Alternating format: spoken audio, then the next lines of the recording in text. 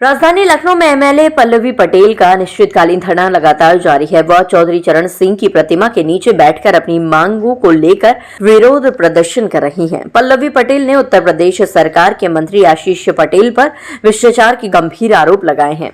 धरने के दौरान देर रात पुलिस ने उन्हें हटाने की कोशिश की, लेकिन पल्लवी पटेल ने अपने प्रदर्शन को जारी रखा।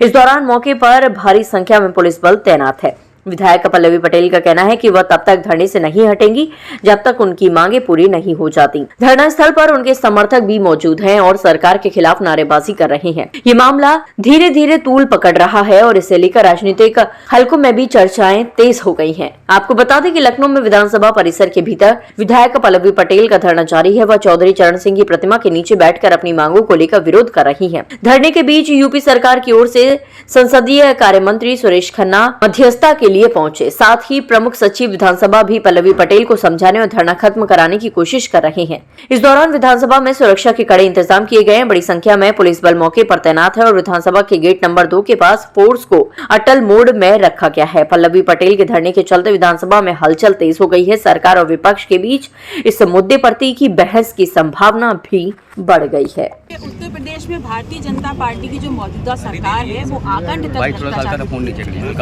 किसी एक विभाग को लीजिए या सारे विभाग को लीजिए, भयंकर तरीके से भ्रष्टाचार, भयंकर तरीके से घूसखोरी, भयंकर तरीके से नियमावलियों की धज्जियां उड़ाई जा रही है। और उसके बाद भी ये छाती पीट पीट कर कहते हैं कि हम संविधान के अनुरूप सरकार चला रहे हैं और संविधान को मानने वाले हैं। अब इन्हीं की सरकार के विभाग के अंतर्गत एक बड़ा घोटाला हुआ है। 250 लोग जो अर्हताएं पूरी नहीं करते, क्वालिफाइड नहीं है, उनको नियम विरुद्ध तरीके से पदोन्नति दे दी जाती है और पदोन्नति देने के बहाने प्रति व्यक्ति से 25-25 लाख रुपए सीधे सीधे इस प्रदेश की मुखिया माननीय योगी जी के नाम पर अवैध वसूली करी जाती है। तो अब इससे हो क्या रहा है? इससे हो ये रहा है कि प्रथम दृष्टया जब अनक्वालिफाइड लोगों को पदोन्नति देकर के विभागाध्यक्ष और एचओडी बना दिया गया है, तो जो राजकीय कोष है उसमें प्रति व्यक्ति के हिसाब से लगभग पूरा इन टोटल प्रति वर्ष 50 करोड़ के ऊपर का अतिरिक्त भार पड़ रहा है।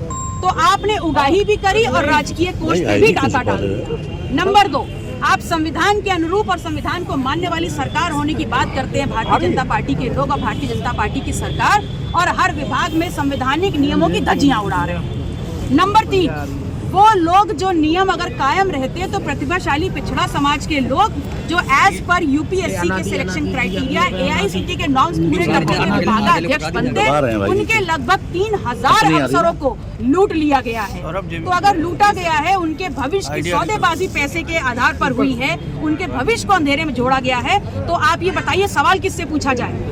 और इसीलिए मैंने आग्रह किया था इस प्रदेश के समूचे पिछड़ा वर्ग के प्रतिभाशाली लोगों की तरफ से कि माननीय सदन और इस प्रदेश के मुखिया और जिनके नाम पर धन उगाही करी गई है माननीय योगी जी सदन में आकर के समस्त जनता के सामने इस घोटाले को स्वीकारें और क्या कार्यवाही करेंगे इसका जवाब दें। जहाँ पर पॉलिटेक्निक में ये घोटाला हुआ है, और सबसे बड़ी बात ये है कि माननीय योगी जी के जो गोरक्षपीठ के अंतर्गत जो एडेड पॉलिटेक्निक है, वहाँ पर विभागाध्यक्ष की नियुक्ति एज पर नॉर्म्स हो रही है, नियम के अनुसार हो रही है, और बाकी सब जनपदों के पॉलिटेक्निक में नियम विरुद्ध हो रही है।